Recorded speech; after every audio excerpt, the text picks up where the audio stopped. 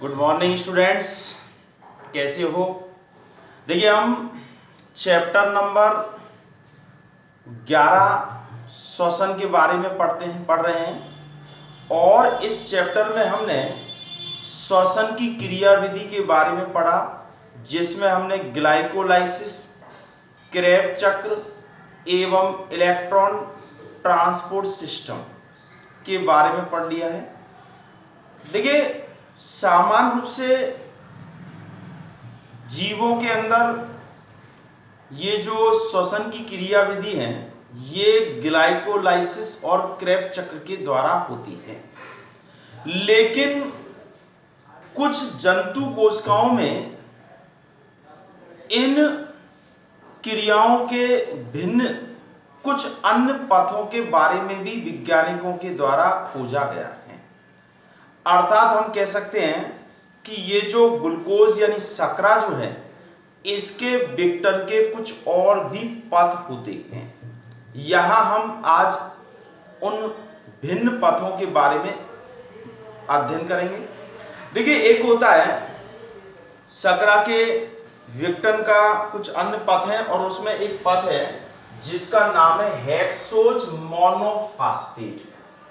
Hexose monophosphate परिपथ, या इसका दूसरा नाम है पेंटोज फास्फेट पथ, PPP शॉर्ट में इसको कहा जाता है।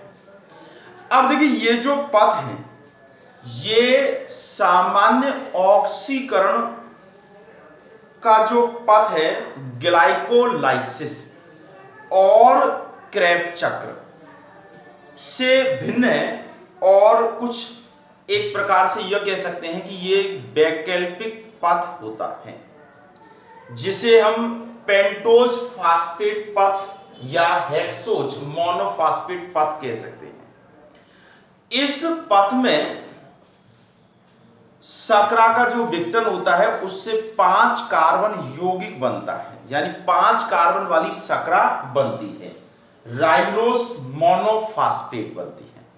इसलिए इसका नाम जो पड़ा है वो है पेंटोज फास्फेट पथ पड़ा है। इसका जो अध्ययन है वो सर्वप्रथम वारवर्ग नाम के जो वैज्ञानिक थे उनके द्वारा किया गया था, वारवर्ग के द्वारा। और इस प्रकार की जो वारवर्ग और एक साथ में इनके डिकिंस नाम के वैज्ञानिक भी थे, डिकिंस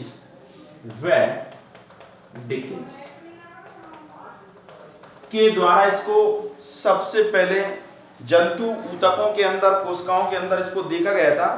और इसी जो पथ की जो क्रियाविधि है उसका अध्ययन रैकन और उस रैकन नाम के वैज्ञानिक रैकन एवं उसके साथियों के द्वारा किया गया था। यानी इसकी जो शुरुआत की गई थी वो वारवर्ग व डिकिंस के द्वारा जंतु कोशिकाओं में की गई थी, और इसकी जो क्रियाविधि है उसका अध्ययन जो है वो रैकन नाम के वैज्ञानिक के द्वारा किया गया था। और इसमें जो क्रियाएं संपन्न होती हैं सभी ये ऑक्सीजन की उपस्थिति में संपन्न होती हैं। अब देखिए, ये जो क्रिया है वो विभिन्न पदों में जाकर के ये क्रियाएं पूरी होती हैं। मैंने यहाँ विभिन्न पदों के बारे में लिखा है। सबसे पहला जो पद है, यानी इसमें जिस तरह से सामान्य जो पद होता है ग्लाइकोलाइसिस और क्रेब चक्र, उससे अलग हट करके किस तरह से इसमें ऑक्सीकरण होता है। सबसे पहले ग्लूकोज अणु का फास्फोरिलीकरण होता है। फास्फोरिलीकरण का मतलब होता है ग्लूकोज के साथ फास्फेट समूह का जुड़ना। तो देखिए, इसमें ग्लूकोज के 6 अणु, ग्लूकोज जो कि 6 कार्बन यौगिक है, ये 6 ATP अणुओं से क्रिया करता है हेक्सोकाइनेज एंजाइम की उपस्थिति में। और ये 6 ATP अणुओं से एक एक फास्फेट समूह इस ग्लूकोज के अंदर स्थानांतरित हो जाता है और इससे बन जाता है ग्लूकोज 6 फास्फेट, अर्थात इसको हम यूं भी कह सकते हैं ग्लूकोज मोनोफास्फेट, 6वें स्थान पर, इसलिए मोनो या ग्लूकोज 6 फास्फेट। इसके 6 अणु बनते हैं और 6 अणुओं से एटीपी के अणुओं से जब ये फास्फेट समूह निकल जाता है तो बन जाता है 6 एडीपी। तो सबसे पहले ग्लूकोज का फास्फोरिलीकरण हुआ और बन गया ग्लूकोज 6 फास्फेट बन जाता है। इसके बाद दूसरा जो है ग्लूकोज 6 फास्फेट का ऑक्सीकरण होता है, यानी ऑक्सीजन इसमें जुड़ती है। ग्लूकोज 6 फास्फेट जो कि 6 अणु लेते हैं, ये जल इसके साथ क्रिया कराते हैं जल की, और साथ में 6 अणु लेते हैं NADP। ये क्रिया होती है ग्लूकोज 6 फास्फेट डिहाइड्रोजनेज, यानी डिहाइड्रोजनेज यानी एक प्रकार से हाइड्रोजन को अलग करके और जोड़ना। किससे? NADP से। यहां बन जाता है 6 फास्फोग्लूकोनिक अम्ल, 6 अणु जो बन जाते हैं, और साथ में 6 ही अणु किसके बन जाते हैं? NADPH2 के बन जाते हैं।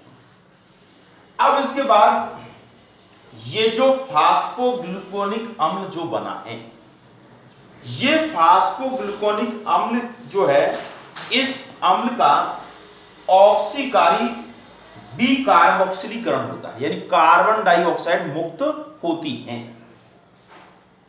देखिए यहां 6 फास्फोग्लूकोनिक अम्ल जिसके 6 अणु, ये 6 अणु 6 NADP के साथ जुड़ जाते हैं, यानी NADP इसमें उपयोग में आ रहा है। यहां फास्फोग्लूकोनिक अम्ल डिहाइड्रोजनेज इससे क्रिया करता है और इससे बन जाता है राइबोलोस मोनोफास्फेट। राइबोलोस मोनोफास्फेट को राइबोलोस 5 फास्फेट के रूप में भी कह सकते हैं, और साथ में 6 ही अणु किसके बन जाते हैं? NADPH2 के, और 6 अणु बन जाते हैं किसके? कार्बन डाइऑक्साइड के। अर्थात इसमें ऑक्सीकरण हो रहा है, और उस ऑक्सीकरण से 6 अणु जो है वो बने हैं किसके? कार्बन डाइऑक्साइड के भी बने हैं, और साथ में NADP है। तो देखिए इस प्रकार से जो बना हुआ राइबोलोस मोनोफास्फेट है, इससे अनेक मध्यवर्ती यौगिकों का निर्माण होता है। इनके पूर्ण अपघटन में से प्रत्येक से कार्बन डाइऑक्साइड के अणुओं के साथ साथ NADPH2 अणुओं का भी निर्माण होता है। तो इस तरह से ग्लूकोज जो कि 6 कार्बन परमाणु है, ये ग्लूकोज है, इसके पूर्ण ऑक्सीकरण से या पूर्ण विघटन से 6 अणु तो बनते हैं कार्बन डाइऑक्साइड के। 6 अणु कार्बन डाइऑक्साइड के बन गए पूर्ण विघटन से, और इसके साथ साथ इससे देखिए 6 अणु तो NADPH2 के यहां बने, 6 यहां बने, यानी प्लस 12 NADPH2 अणु का निर्माण हो जाता है। 6 तो कार्बन डाइऑक्साइड और 12 NADPH2 अणुओं का निर्माण होता है। अब देखिए ये जो NADPH2 है, आपने पढ़ चुके हैं इलेक्ट्रॉन ट्रांसपोर्ट सिस्टम में, प्रत्येक से 3 प्राप्त होंगे, 3 ATP। तो 12 की 36 ATP अणु इससे प्राप्त होते हैं। ये यूं कहें कि इस पथ में अगर एक ग्लूकोज के अणु का ऑक्सीकरण अगर होता है तो इससे 36 ATP अणुओं की प्राप्ति होती है, जबकि इससे दूसरा जो पुराना जो पथ है, जो कि एक सामान्य पथ है ग्लाइकोलाइसिस और क्रेब्स चक्र, उससे होते थे कितने ATP प्राप्त? उससे होते थे 38 ATP की प्राप्ति होती थी। यहां होती है 36 ATP की प्राप्ति। देखिए ये जो श्वसन की जो क्रिया है, इस क्रिया की जो दर है, इसको नापने के लिए गैनोंस का श्वसन मापी जो है वो काम में लाया जाता है।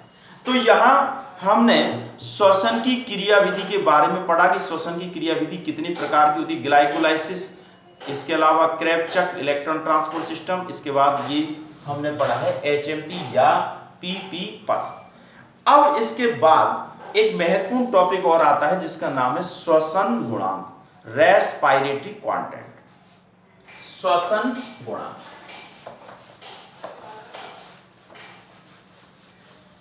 श्वसन गुणांक के बारे में जो है हर साल प्रश्न अवश्य रूप से पूछा जाता है।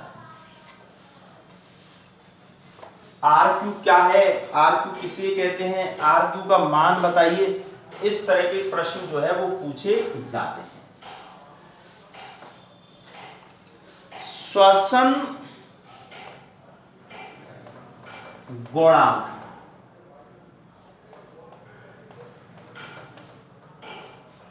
RQ श्वसन गुणांक।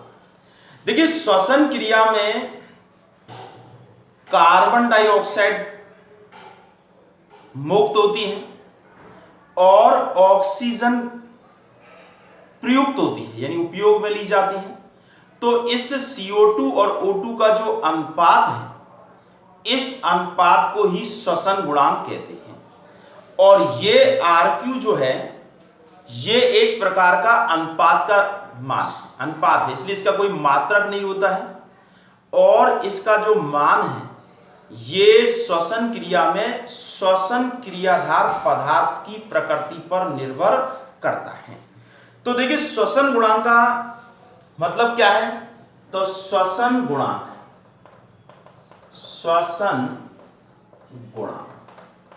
RQ बराबर श्वसन क्रिया में निर्मुक्त CO2 का आयतन। श्वसन क्रिया में निर्मुक्त CO2 का आयतन वटे श्वसन क्रिया में प्रयुक्त O2 का आयतन। ये जो अनुपात है या मान है, ये ही कहलाता है श्वसन गुणांक। अब देखिए श्वसन गुणांक का मान श्वसन क्रिया में जो काम आने वाला क्रियाधार है, उस क्रियाधार पर निर्भर करता है। तो इसको परिभाषित करना है, श्वसन गुणांक किसे कहते हैं? तो इसे जो कहेंगे श्वसन क्रिया में निर्मुक्त CO2 एवं प्रयुक्त O2 के अनुपात को श्वसन गुणांक कहते हैं। ठीक है। अब ये श्वसन गुणांक का मान कार्बोहाइड्रेट है, प्रोटीन है, वसा है, इसके अलावा कार्बनिक अम्ल है, इनके अंदर इसका मान अलग अलग होता है। यानी जो श्वसन क्रियाधार होता है उसके आधार पर इसका मान भी अलग अलग हो जाता है। और वो इस बात को व्यक्त करता है कि श्वसन क्रियाधार में कार्बन परमाणु की संख्या कितनी है, अधिक है या कम है। देखिए श्वसन गुणांक की हम गणना करें तो सबसे पहले हम बात करें कार्बोहाइड्रेट की, कि कार्बोहाइड्रेट, क्योंकि सबसे ज्यादा सबसे सर्वप्रथम जो है जिस क्रियाधार का प्रयोग किया जाता है वो है कार्बोहाइड्रेट।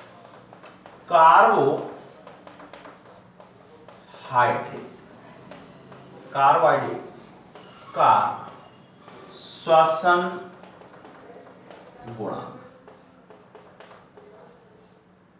श्वसन गुणांक यानी RQ का मान।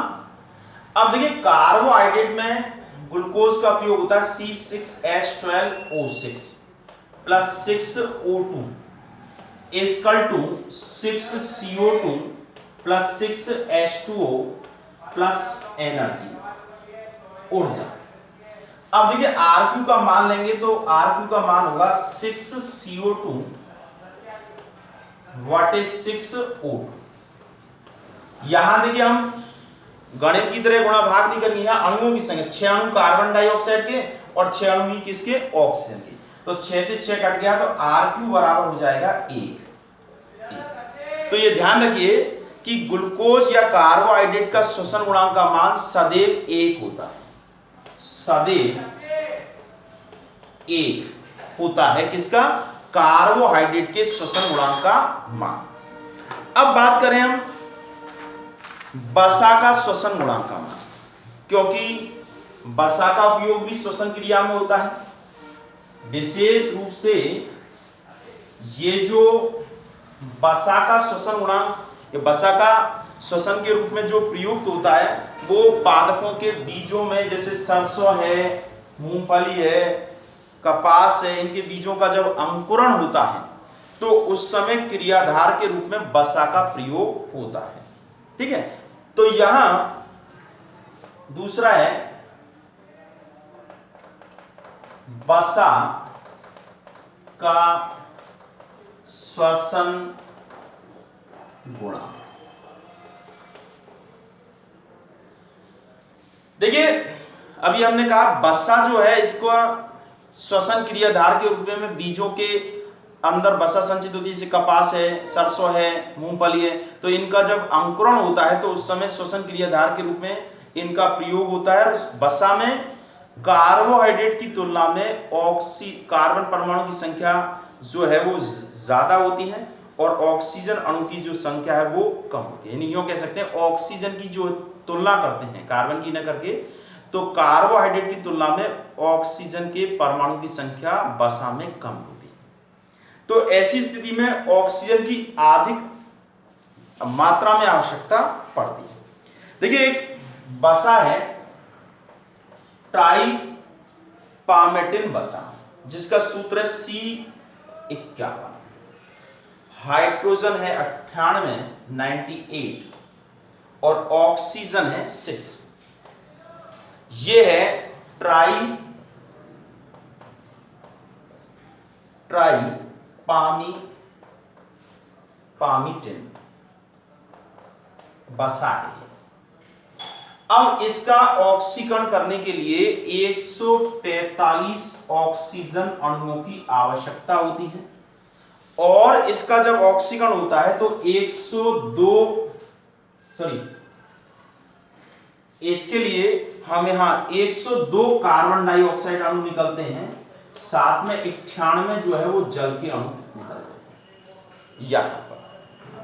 अब देखिए इसका RQ का मान देखें तो RQ बराबर होगा 102 CO2 बटे 145 O2। अगर हम इसे काटेंगे तो ये जो मान है वो 0.7 आएगा। इसका मतलब वसा का जो श्वसन गुणांक का मान है ये सदैव 1 से कम होता है। ध्यान रखिए कार्बोहाइड्रेट का श्वसन गुणांक का मान 1 होता है, जबकि वसा के श्वसन गुणांक का मान सदैव क्या होगा 1 से कम। और उसका कारण क्या है कि वसा पदार्थ के अणुओं में ऑक्सीजन की मात्रा कार्बोहाइड्रेट से कम होती है, तो इसलिए ज्यादा ऑक्सीजन की आवश्यकता होती है और कम कार्बन डाइऑक्साइड मुक्त होती है। इसके बाद तीसरा जो है वो प्रोटीनों का श्वसन गुणांक। अब हम प्रोटीन के बारे में बात करें। देखिए प्रोटीन का जो श्वसन गुणांक है ये भी वसा की तरह ही होता है। तीसरा है प्रोटीनों या प्रोटीन का श्वसन गुणांक। प्रोटीन जो है वो एमिनो अम्लों के बहुलक होते हैं और प्रोटीनों में भी वसा की तरह ऑक्सीजन की कमी होती है कार्बोहाइड्रेट की तुलना में। तो प्रोटीनों का जो ऑक्सीकरण होता है उसमें भी ऑक्सीजन की अधिक आवश्यकता होती है, अर्थात इनका जो श्वसन गुणांक का मान है वो भी क्या है 1 से कम होता है। 1 से कम। और 1 से कम होने का कारण क्या है कि इसके अंदर जो है ऑक्सीजन की कमी होती है।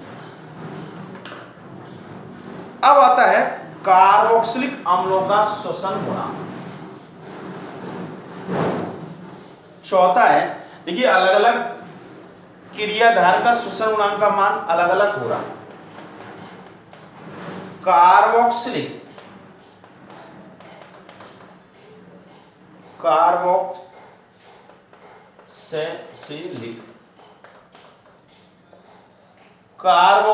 अम्लों का RQ या श्वसन गुणांक बात है।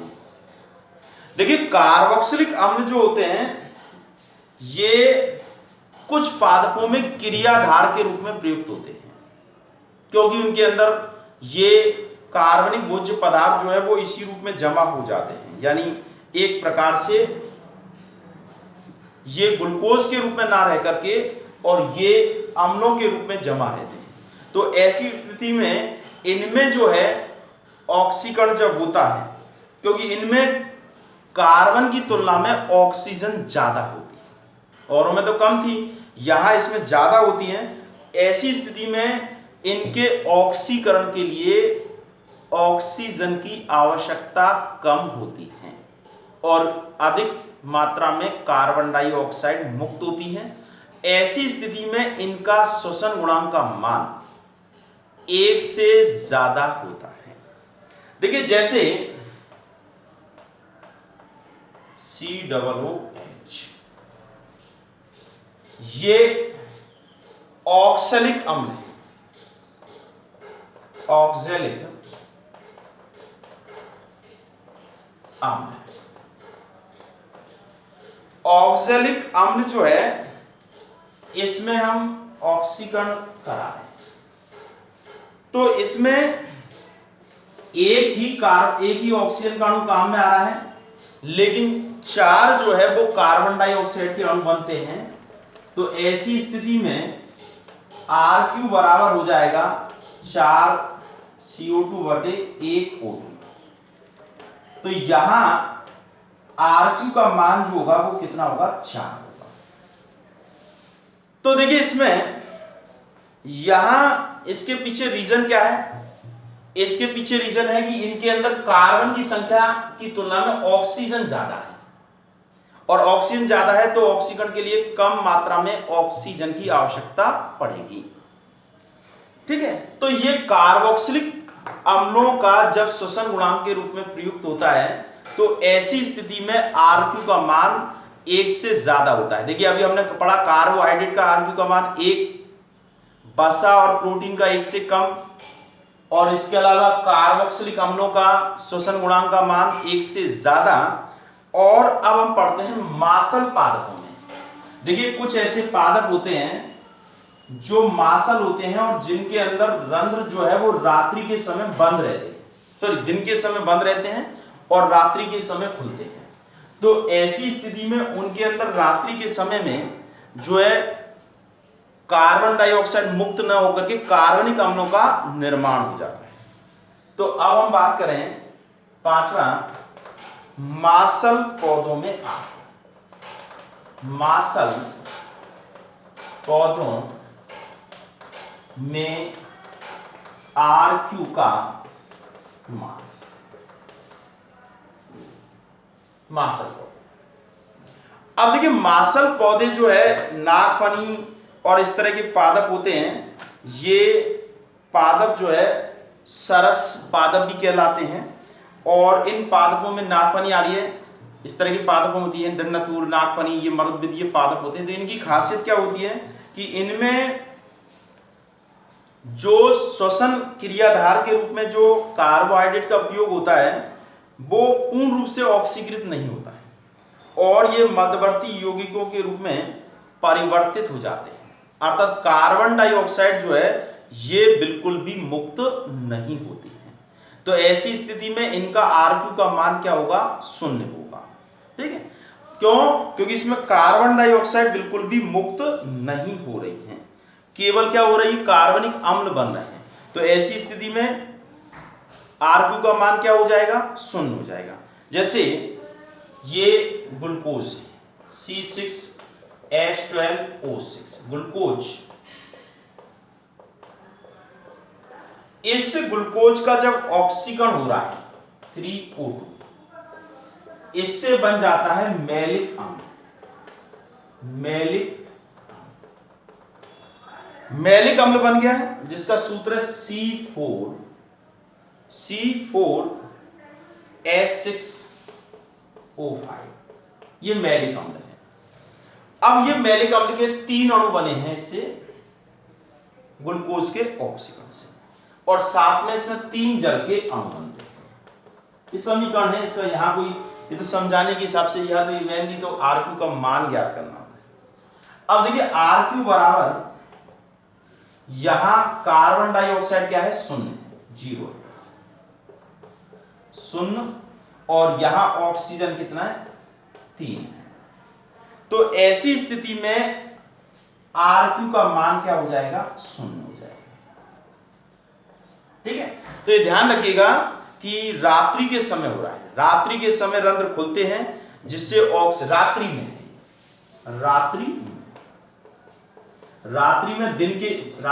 क्या है, रंध्र खुलते हैं। ऐसी स्थिति में ऑक्सीजन तो ग्रहण की जाती है लेकिन कार्बन डाइऑक्साइड मुक्त नहीं होती है, तो श्वसन गुणांक का मान क्या हो जाएगा, 0 हो जाएगा। क्यों? क्योंकि अगर हम 0 में किसी संख्या का भाग देते हैं तो वो 0 ही होता है। ठीक है, तो ये रात्रि के समय कई बार प्रश्न ये पूछा जाता है कि मासलोद्भिद पादपों में रात्रि के समय श्वसन गुणांक का मान 0 होता है, दिन के समय 1 से ज्यादा होता है, ऐसा क्यों? तो आप कह सकते हैं रात्रि के समय कार्बनिक अम्ल बनते हैं, कार्बन डाइऑक्साइड बिल्कुल मुक्त नहीं होती है। दिन के समय में जो कार्बनिक अम्ल जिनके अंदर उपस्थित होते हैं उनका जब ऑक्सीकरण होता है तो ऑक्सीजन कम ग्रहण की जाती है और कार्बन डाइऑक्साइड ज्यादा मुक्त हो जाती है। तो ऐसी स्थिति में दिन के समय इनका RQ का मान 1 से ज्यादा हो जाता है और रात्रि में इनका मान 0 रह जाता है। ठीक है, अब आता है अनोक्सी श्वसन का जो RQ का मान है वो कितना होता है, अनोक्सी श्वसन का,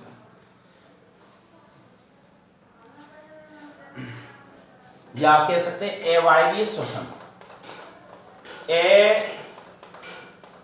अवायवीय श्वसन में श्वसन गुणांक। देखिए अवायवीय श्वसन का जो समीकरण है C6H12O6 प्लस, इसमें ऑक्सीजन जुड़ती नहीं है, और C2H5OH प्लस 2 CO2 प्लस ऊर्जा। यहां ये अवायवीय श्वसन है जिसमें एथिल अल्कोहल और कार्बन डाइऑक्साइड बन रहे हैं, लेकिन यहां ग्लूकोज के ऑक्सीकरण में ऑक्सीजन का उपयोग नहीं हो रहा है। तो RQ बराबर क्या हो जाएगा, CO2 वाटे 0। अब देखिए किसी भी संख्या में अगर 0 का भाग दिया जाता है तो ऐसे अनंत हो जाता है, इनफिनिटी। ठीक है, तो यहां अनंत आता है किसका, अवायवीय श्वसन में श्वसन गुणांक का मान। तो इस तरह से देखिए श्वसन क्रियाधार पर निर्भर कर रहा है श्वसन गुणांक का मान। तो यहां याद रखिए कार्बोहाइड्रेट का श्वसन गुणांक का मान 1, वसा एवं प्रोटीन का श्वसन गुणांक का मान 1 से कम, कार्बोक्सिलिक एसिडों के श्वसन क्रियाधार के रूप में प्रयुक्त होने से RQ का मान 1 से ज्यादा। ऐसी स्थिति में मासल पौधकों का रात्रि के समय श्वसन गुणांक का मान 0 एवं अवायवीय श्वसन में श्वसन गुणांक का मान अनंत होता है। ठीक है, और ये श्वसन क्रियाधार के अंदर जितना कम अगर RQ का मान है, इसका मतलब ऑक्सीजन की उसके अंदर उतनी ही कम है, साथ में उतनी ही ज्यादा RQ का मान अगर 1 से कम है तो ये समझ लीजिए उसमें ऊर्जा का मान भी ज्यादा है, अर्थात वसा है उसमें ऊर्जा का मान ज्यादा होता है। इसीलिए कहते हैं सबसे ज्यादा अधिकतम ऊर्जा जो मुक्त होती है वो वसा से होती है, प्रोटीन, फिर उसके बाद प्रोटीन होती है, और ये जो कार्बनिक अम्ल है जिनका श्वसन गुणांक का मान 1 से ज्यादा होता है उनके अंदर ऊर्जा सबसे कम होती है। ठीक है, तो इस तरह से आज हमने एक तो हेक्सोज सकरा पद पढ़ा था PP3, और एक पढ़ा है हमने आज RQ का मान। ये बहुत महत्वपूर्ण, दोनों ही टॉपिक अच्छे हैं। ठीक है, तो आज का होमवर्क आप नोट करेंगे।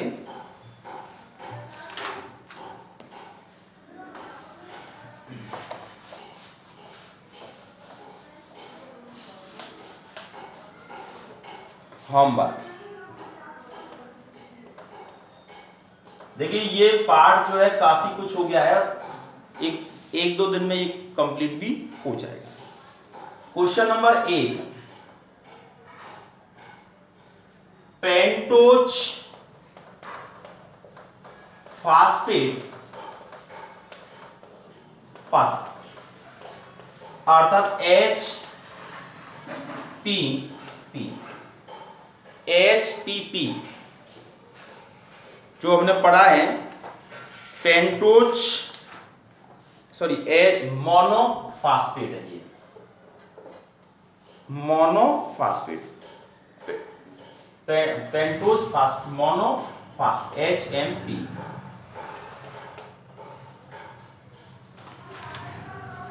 ये जो पथ है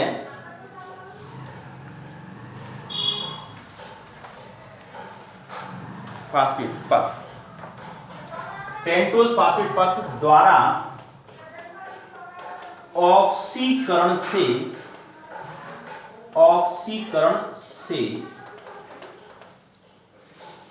ग्लूकोज के एक अणु से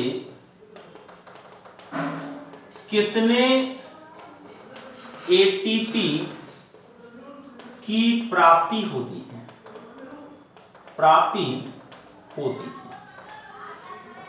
ठीक है। हेक्सोज मोनोफास्फेट पथ के द्वारा जो ऑक्सीकरण होता है उससे कितने एटीपी की प्राप्ति होती है? दूसरा है श्वसन गुणांक किसे कहते हैं? अब इसमें बताना है कि श्वसन गुणांक एक तरह समीकरण भी लिख देना है। और अगला क्वेश्चन है कार्बोहाइड्रेट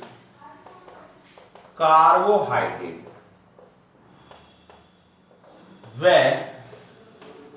वसा का श्वसन गुणांक,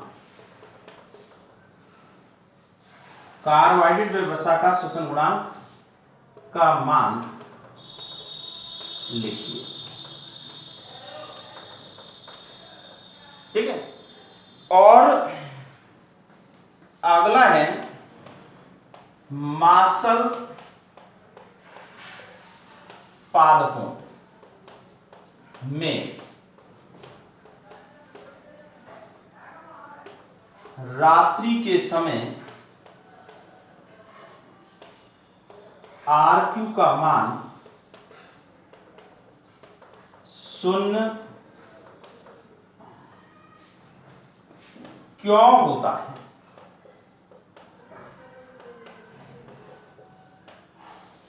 देखिए एक बार प्रश्नों को पढ़ लीजिए, मैं बोल देता हूं। पेंटोज मोनोफास्फेट या मोनोफास्फेट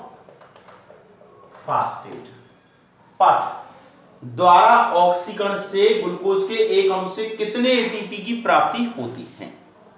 दूसरा है श्वसन गुणांक यानी रेस्पिरेटरी कांस्टेंट किसे कहते हैं? तीसरा प्रश्न है कार्बोहाइड्रेट व वसा का श्वसन गुणांक का मान कितना होता है? और चौथा है मांसल पादपों में रात्रि के समय RQ का मान 0 क्यों होता है? ठीक है। तो ये 4 प्रश्न हैं आपके सामने लिखे हुए हैं, बोर्ड पे आप देख लीजिएगा। मैं कुछ समय के लिए इसको इसी रूप में रख रहा हूं।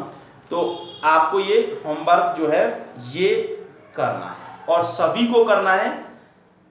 ऐसा नहीं कि कुछ लोग करें कुछ नहीं करें, सबको आवश्यक रूप से करना है और उसे समय पर जांच भी करवाना है।